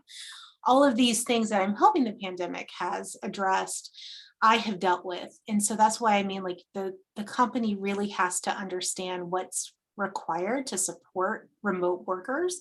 The job can be done. You can design, you can research, you can code from any corner of the globe as long as you have sufficient internet access. But it's the interpersonal things. It's the support from the home office, like HR, IT. There is no IT down the hall, even though I wish they were. I have to figure out how to call them and how they have to remote in. And if my computer breaks, what do I do? That's happened to me. I had to go to an Apple store and they had to ship it off to fix it. Then what do? I don't have a replacement because I'm not at the office. So it's all of these things that company needs to be able to support. Maybe a hybrid model, perhaps. Yeah. Coming in 3 days a week or 2 days a week and then staying home for the rest of the week, perhaps. Yeah, right now I work at Okta, and so they just opened I think they've opened the US offices. So I'm in Dallas. There is no office here. I am remote. But right now what they're trying to coordinate is like, oh, you're going to come in. When are y'all coming in? Let's all come in together. So at least we get to see each other a little bit while you're here in the office on this odd Tuesday. So that whole concept of trying to still bring people back together when they have the option to come back into the office. So definitely. But again, it's very much of a culture thing. If the company just thinks it's going to happen organically, it will not. And you will be left on your wonderful beach chair somewhere with a great view, but out of all the other conversations. And it's a shame. I have a contribution in this area. Yeah, Danette. I had an opportunity to do a contract for 4 months with fully remote during COVID. And I think COVID did a lot to promote remote working, and the tools that I saw adopted, that lend itself to working collaboratively remotely, like Miro and Slack, of course, and others, really helped establish a core of people who could work remotely. I was really skeptical about whether or not my role as a UX interaction designer would lend itself to remote work, but I was happily surprised that it seemed in this culture, the culture that I landed in, it worked. And we did some research. I wouldn't call myself a UX researcher. I'm more of the end-to-end UX, sort of kind of gal, and had to do research in my role when I was, when we didn't have a team to do it. So, that's what I'm hoping to gain and gather. But I can see how ethnographic research really does have to be done in person. There's nothing to substitute a wrinkle of the eyebrow or a pause, and when you see somebody do that, like, well, talk to me out loud what you were thinking when, just now. You can't capture those things necessarily as easily as if you're sitting in the room. You don't see them reach for their extra notepad to write something down, for example. Those cues get missed, and those are cues that there's something that they're doing and needing that are extraneous to the process that might be helpful. Yeah, definitely. You can do diary studies, but it's not the same. Not at all. Felicia? Hello, I am actually, I actually went through a boot camp called, well, everyone knows, Thankful. I had a really terrible experience. I was actually speaking with someone who actually went through the program, and he said that he actually learned more through being self-taught in YouTube than the actual course. So my question is, how would I fare if I just did the, YouTube route, free code camp, or what have you, in learning and gaining those UX skills? Felicia, I'll take a first stab at that. If I knew the silver bullet into getting into UX, I wouldn't be sitting here. I'd be in my winery house and being very fancy. Every route is different. Every hiring manager is looking for different things. I've done online courses. I did a certification. Honestly, I don't feel like my certification made a difference. I don't know to this day if it actually did or did not, but I hear you. I felt like I learned more from going to meetups, talking with peer mentors, watching YouTube videos, talking with them and learning from them, hands-on, firsthand experience, going and joining hackathons and learning that way. I felt like I learned more than I did in that certification class, but I don't know. I mean, there's no black and white answer. I really wish there was. To me, it's more critical that this is just me, you ask 50 people, you're going to get 50 different answers. But to me, from what I've heard, it's more important that you have work to show, portfolio pieces to show that you know how to do the work, rather than a master's degree or Udemy classes or certification or career foundry, whatever it might be. You need portfolio pieces. I still make portfolio pieces to this day for job interviews, for projects I'm working on. I am always creating case studies because you never know when you might need that new case study at any time. So that's my advice. It's more important to show that you know how to do the work than you have X amount of hours watching a course. But that's just me. Yeah. Anybody else have any other tips or thoughts? I just want to say, like, Jen's answer was the best. Like that was really well put. That was really good. I would just want to say that like everybody's product design journey is very different. And what you just kind of said about like going to school versus something or just going the self-taught route, you could really apply that with any career. And in UX, like it's very hard when you're kind of starting off because there's so many different like rabbit holes of UX that you can get into.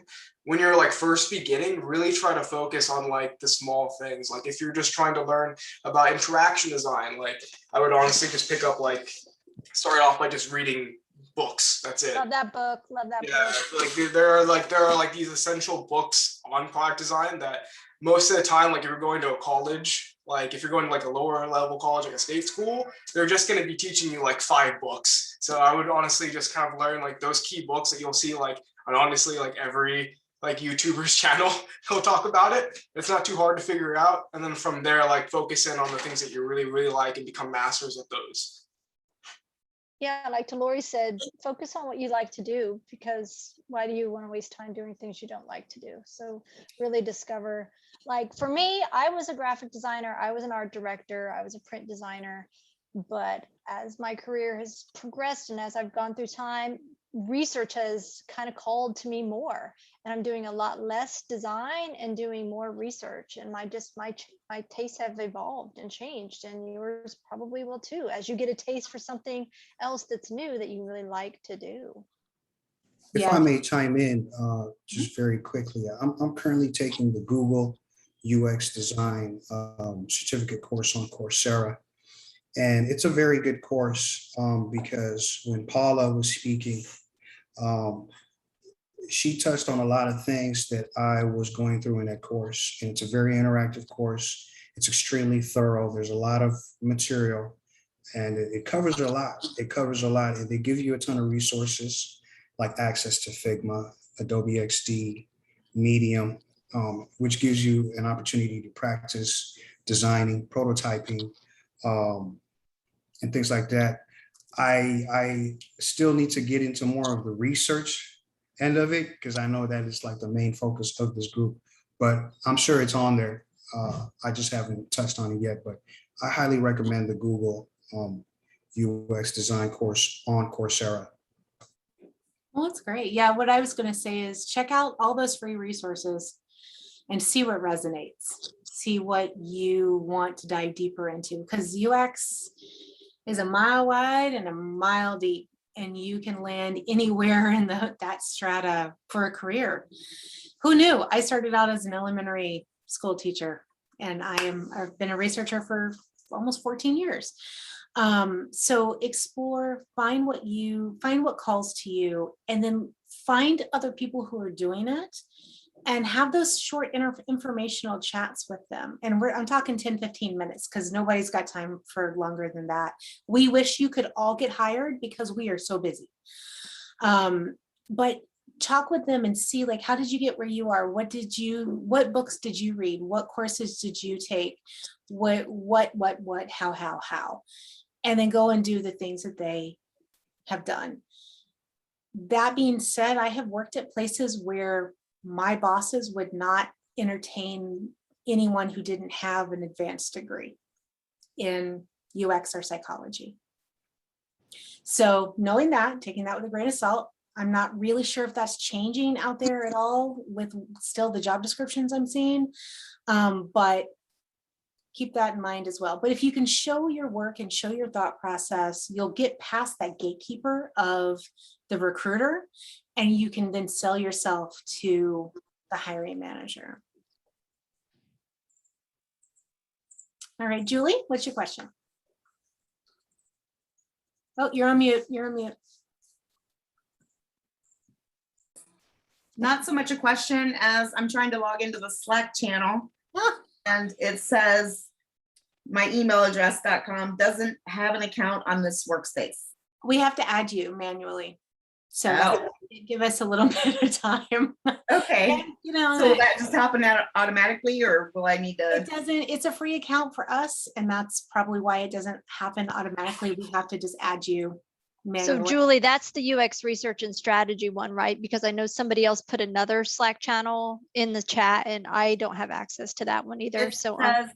KELSARIO workspace. Yeah, that's not Wrong us. one? I don't know who, I missed the context around that. People were talking about that Slack workspace. Okay. And I wasn't, that's not our space. Ours is UX. Oh, we just threw the link in the chat. I'm not sure about Awesome. that other Thank one. I got the same message. I tried to join. They're like, nope, you're not part of the space. So that's not Okay. ours. Sorry. Well, thank you. That was my only real question. That was an easy one. Thank you. Yeah. Christy, what's your question? Muted, my dear. Yeah, sorry, I had to unmute there a minute. Totally. So I was wondering if this is going to be available to review after it's recorded. Oh, absolutely. Yeah. Oh, wonderful. Thank you. We put all of our free meetings, we put up on our YouTube channel. Subscribe and like. Once we get permission from the speaker, there may be chances we don't. So that's true. Oh, that's very true. So, but I know for this one we have, so make sure that you go there. Give us a few days. If you subscribe, you'll get a notification through your YouTube account or app or whatever when we post a new one, so you don't have to like haunt us. But if you give us a few days, we'll put it up. And we'll also post the chat transcript on our website as well, so you guys can have that as a added bonus, because there's lots and tons of resources in this one tonight. Thank you. And I also have a question. Is it imperative to get a like some kind of an internship before I try to really look for a job? Because right now I'm at that point where I'm starting to apply to jobs, because right now it's all student work in my portfolio. Can you hear me? yes, we can hear you. Oh, okay. Yeah. I was just seeing if anybody else wanted to say something. I didn't have an internship. I couldn't. I went to night school. So I actually had a full-time job that had nothing to do with UX. If you can get an internship, they pay now. That's even better than what they were doing when I was graduating.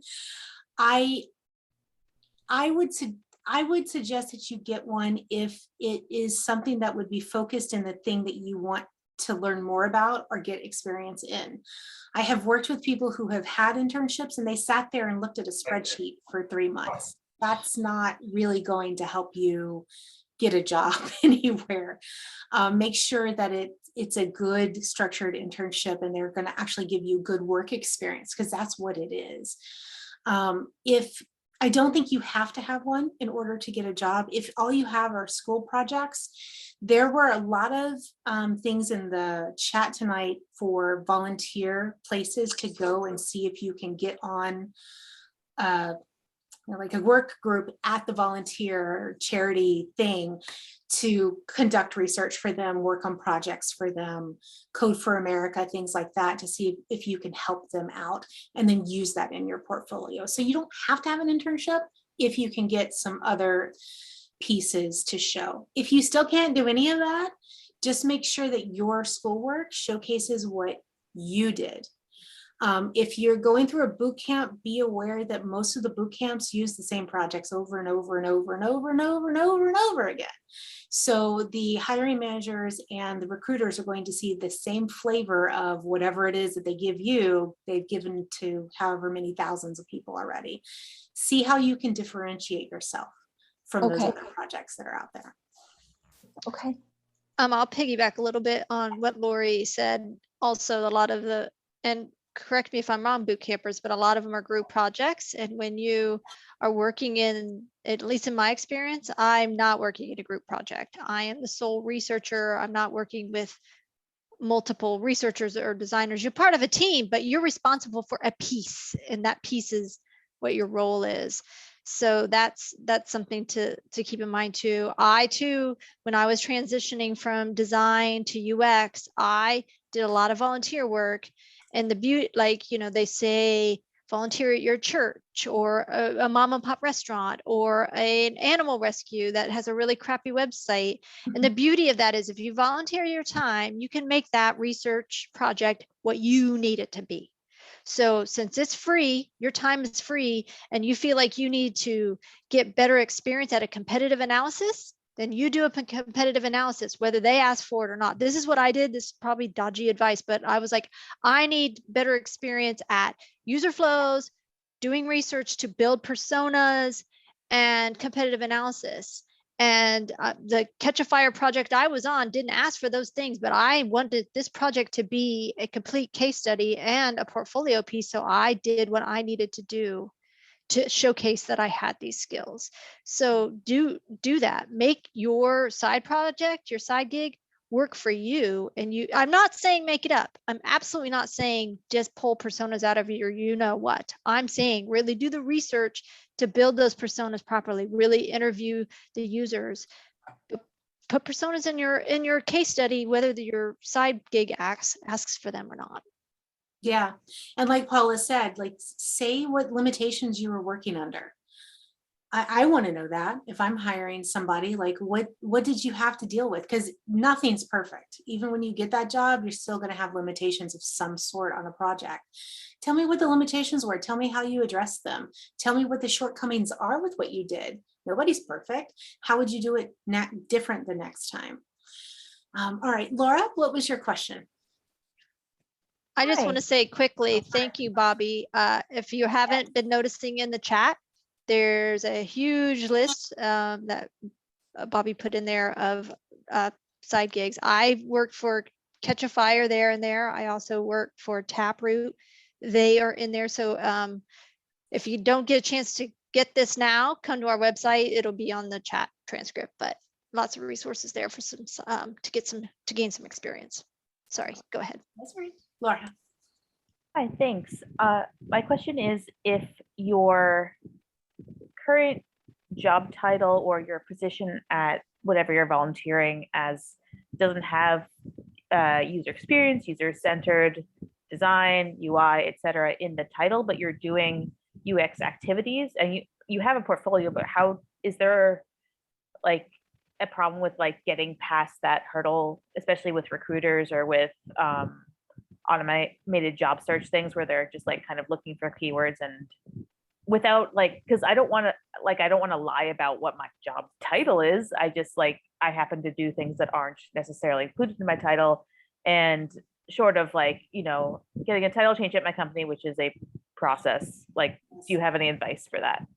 I would do what I did was I put what I thought I was, and then I put the actual title in parentheses because job titles are so like, I've never been in an industry where it's just like the flavor of the week. I swear to God, it's whatever the hot thing is at the moment. We're going to change everybody's title to UX engineer. I was one of those at one point, or UX design researcher. I'm that now. I don't design anything.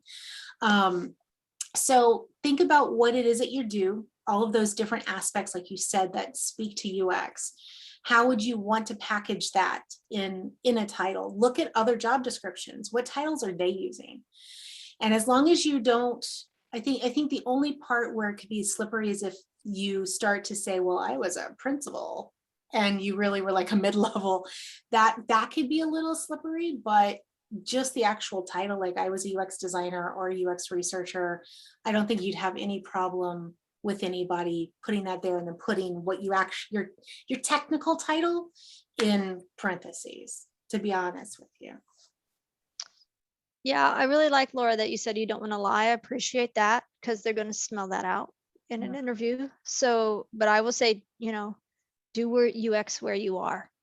Like I was an art director and I was not in UX, but I was picking on some projects at work that, like I said, you know, I wanted to learn about our users a bit. So I did some research on personas and what does that look like and how do I build those? So do UX where you are. And that's a good start of, you know, talk to the marketing department. Hey, or wherever your UX team falls. Hey, what's going on? Can I help you? What are you learning? You know, just, you've heard the phrase lead where you are. Well, I'd say do UX where you are. Yeah, I love that. And then put it first in what you did at that job. Put those things first underneath that title. Good point. For sure. All right, well, we will do 3 more questions. All right, Danette. Well, I forgot my question. Oh no, I just okay. You think about it. Think about it. I'll come back to you. All right. Oh my goodness. Mekon. Mekon. Okay. Mekon, yeah. Mekon, thank you for taking pity on me. Yes, what's your question? So I am a early-ish mid-level researcher at this point, and I've only ever been at one company. So my question for more senior level people is, one, how do you know when it's time to move on and that you're ready to move on? And what are things to be aware of when looking at other places in terms of what are good questions to ask to get to the meat of like their research philosophy and the structure of the team and the culture, surrounding UX research? Those are good questions. I know for me, it's time for me to move on when I'm not learning anything. When I can do this on my head in the dark with my thumbs, why am I here? It's too easy. I want a challenge. That's what I'm looking for. And it's also time for me to move on when there's nowhere for me to go. So if I'm at the top end up in the group, or the group is not growing, and so there's no other opportunities in the team, why am I staying? I'm not a long-term 50-year gold watch kind of girl. So those are my things. What about everybody else? Really quickly, for me, it's time to move on when it's a toxic environment. Oh, And yeah. I'll leave it at that. Yes, ma'am. Yes, ma'am. So I got a slightly different take. It is time to move on when your value in the market is higher than what you're getting paid by a significant amount. If you're getting a job offer for a salary that is hands down a no-brainer that you would walk away, it's absolutely time to leave. The other time it's time to leave is no matter how much you love your job, unless you're going to retire there, I wouldn't spend more than 10 years at a company. Because breadth of experience is valued over depth of experience in our field. And I can tell you that as someone who's worked 16 years in the same company. I just had an interview where, not even an interview, I just had an experience where I didn't even get the interview because I had been at the same company for 16 years and they needed somebody who had a different job every 2 years and had a breadth of experience in their portfolio. So if you look on LinkedIn at some very successful people, look at their histories and you'll notice that a lot of them have 2 to 4 years at every company and sometimes even less. They're not 6 months at every company, but you don't see a lot of people that have been at one company for 16, 18, 20 years and then are CEO or VP. So that movement usually moves you up because to a certain degree within a company, familiarity breeds contempt. So if you're not moving up in that company, you're just where you are. So keep that in mind. Yeah, I will caveat on that, Anthony, really quickly though. If it's a big company and you are changing departments or you are getting promoted, that can be a good thing that you could stay a bit longer there. But if you're in the same position for a really long time, if you're there for 10 years, are you gaining the same experience 10 years over, or are you gaining, good experience? So yeah, because your company should have some structure in order to help you do stretch activities or learn and grow and do different things there if you're going to be there that long. If you're still doing the same thing every day, the world has moved on without you, sadly. So what was the second part of the question? Because there were two. Yeah, the second part was, so as you start exploring other companies, what kinds of questions should you be asking to get to the meat, in the sense of like the research culture and the type of team that you're stepping into? Because it can be so across the board: embedded teams, service teams, large, small, research team of 1, of 40, right? I think the first thing you have to do before you get there is figure out what you are looking for. Because you have to have the answers that you are looking for before you ask those questions. Because if you don't, you'll just get bombarded with answers and you won't know which one to choose. Should it be a decentralized team, centralized team? Is it, a micromanager boss? Is that okay? Like, what do I actually need in order to grow at this stage? to Anthony's point, like you will become a different person in 2 years. Then what do you need at that stage? I had somebody ask me one time, and Jen, this is when you and I were working together, so you know which boss I'm talking about. I actually had an interviewee ask me after I talked to her if my current boss was a micromanager and hard to work with. Because she had just talked to her, and I'm like, I can't really answer that, and that's an answer, because that answer is yes, but I cannot tell you that right now because you're still just an interview candidate. I would ask questions of like, how is the team structured? That should be a base question you could ask a hiring manager or another researcher. One of the good questions I always like to ask people is, what's the biggest challenge that the design team or the research team or the product team is facing right now? And how are they addressing it? I asked that to the Instagram VP of whatever he was, design or research. And he's like, well, it's that they think they can code their way out of anything. Like, oh, so they don't even need UX. Why am I here if they think they can code their way out of stuff? So that gave me a window into what they were dealing with and what I might have to deal with if I chose to go forward with that job at that time. Excuse me. I have a little one. I will say I did a webinar on this, and that's on the Vimeo too. I'll do just a little plug.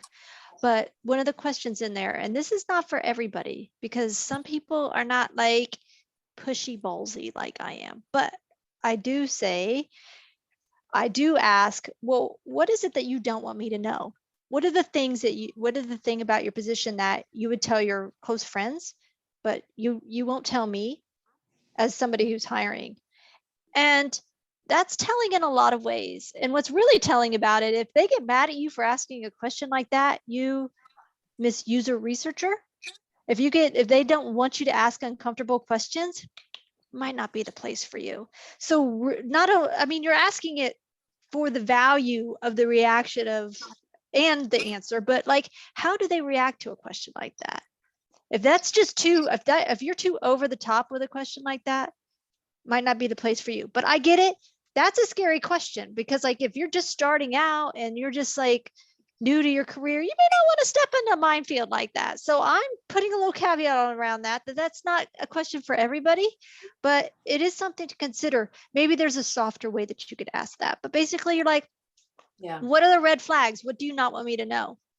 And see what they say. Yeah, that's a good one. Mary? I like that. I did have a question, but I forgot about it.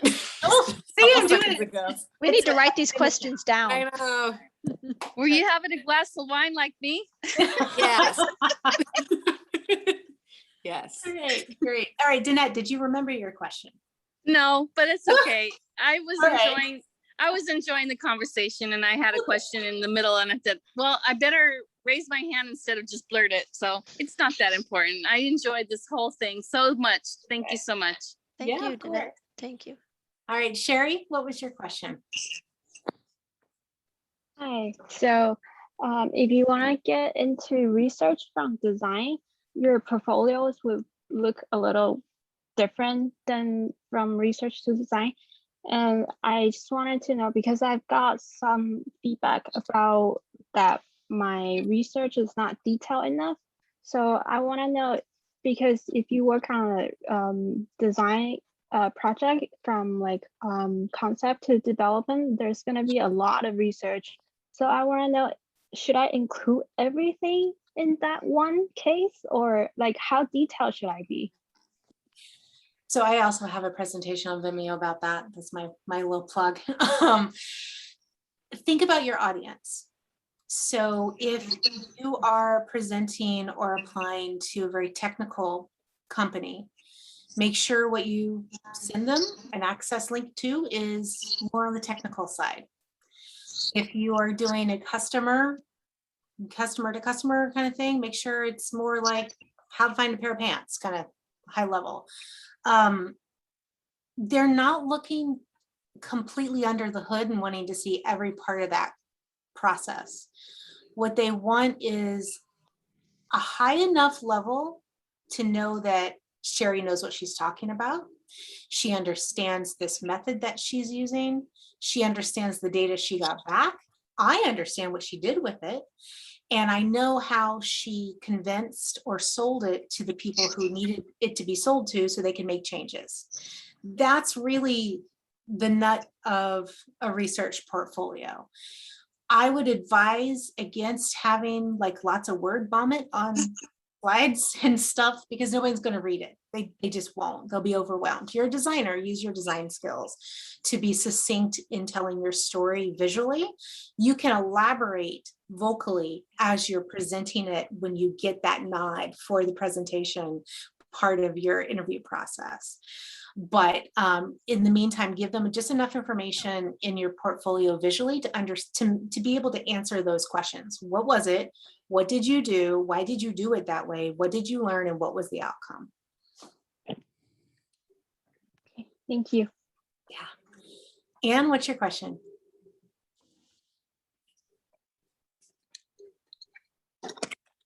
You could be on mute, Anne.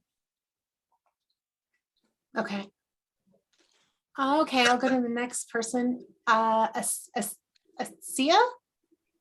Acha? Oh gosh. Hello. Hi, what's your question? That's the most creative one I've heard so far. I even heard Aika, Acha, but thank you very much. I am a design educator. I'm giving courses about user-centered design, how to make user research, and currently pursuing a PhD degree in design research. So, and I want to pivot from academia to UX research, and currently working on my portfolio. It's kind of weird because I'm quite, I graduated 20 years ago and I worked as a product designer. I designed trucks, healthcare, medical equipment and electronics, and then I switched to research and teaching. And I'm a little bit confused about how many projects should I present. For example, one is definitely going to be my PhD research, but I also teach UX design in my courses. Is there a way to show it in my portfolio? So think of your portfolio, another plug for my video, it's only $20 because I cover this in there. Think of your portfolio as something that changes depending on who you're presenting it to. So you may not always present the same project to the same group in the same way. You may pick and choose, since you've got such a great portfolio, a great years of experience, you have the ability to pick and choose projects that showcase your strengths to particular companies that you want to work at.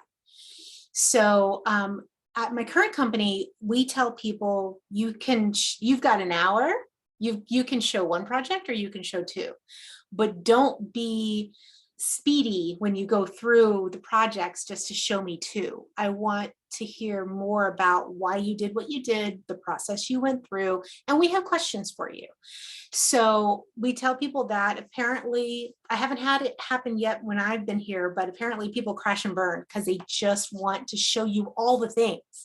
Nobody wants to see all the things. They want to see things that are relevant to their interests at that moment.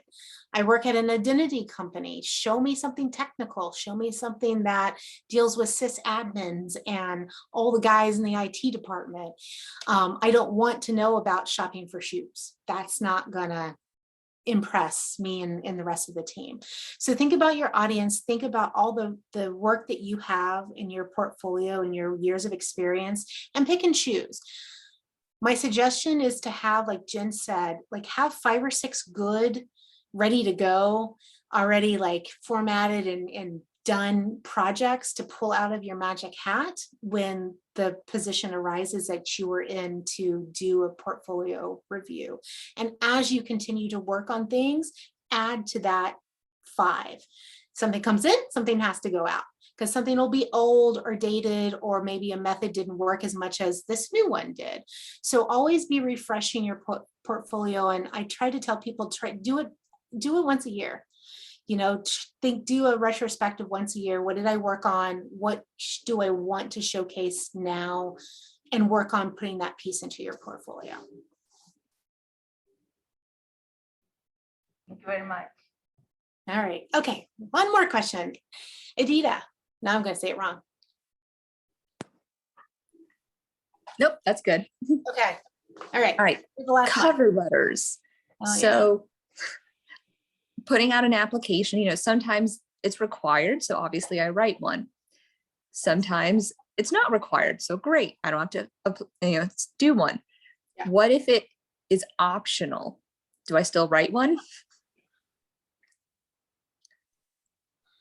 I would. Because again, it's me and 100 other people, right? If the other 100 people don't write one, and I do, that shows how much do I want this job? You know, I'm going to go through the process of writing this cover letter that's going to talk about my experience and how I think I can help your company get through that hiring manager, get through that recruiter. I would. What do y'all think?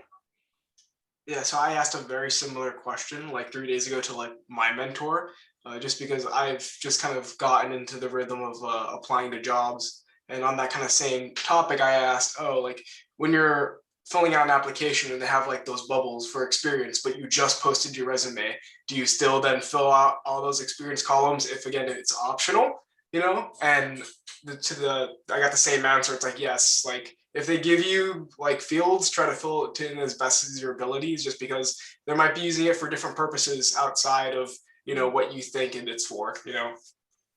Sure, yeah, that makes sense. Yeah, like, can you write a coherent sentence? You know, and can you like convey a thought in a letter? You know, are you just writing short emails and that's as far as your brain can go these days?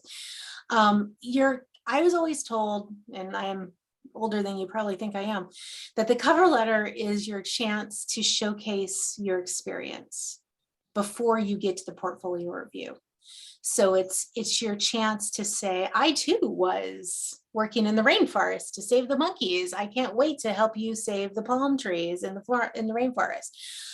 It's your chance to commune with them, to say, I am one of you and I can offer these cool things. Let me in. Let me talk to people. I will stand on my skills and my personality when you get me in, but you got to get me in. And that's what the cover letter should be used for. Gotcha. Cool. All right. Well, thank you all for hanging out. There's still 54 of us here. I appreciate it. I know it's getting late where I am. And if you're anywhere east of me, it's super late where you are. So I appreciate all of your time and your attention to everything tonight. Thank you so much. And please be on the lookout for our follow-up email. We'll send that out, and find us on YouTube, find us on Facebook, all the usual suspects. Follow us.